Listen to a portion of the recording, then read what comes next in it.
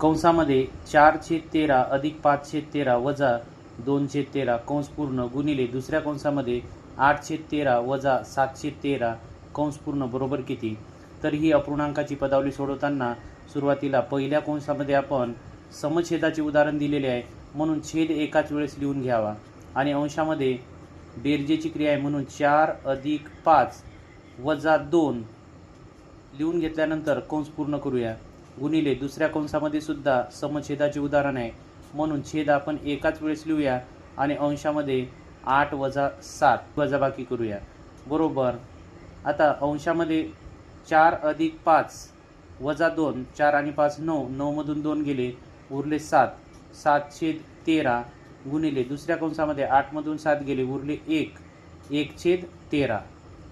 आता अपूर्णांकाच्या गुणाकाराच्या नियमानुसार अंशाचा गुणाकार अंशासोबत आणि छेदाचा गुणाकार छेदासोबत करावा म्हणून 7 गुणिले 1 म्हणजे 7 1 7 आणि 13 गुणिले 13 म्हणजेच 169. तर या पदावलीचे उत्तर आहे 7/169.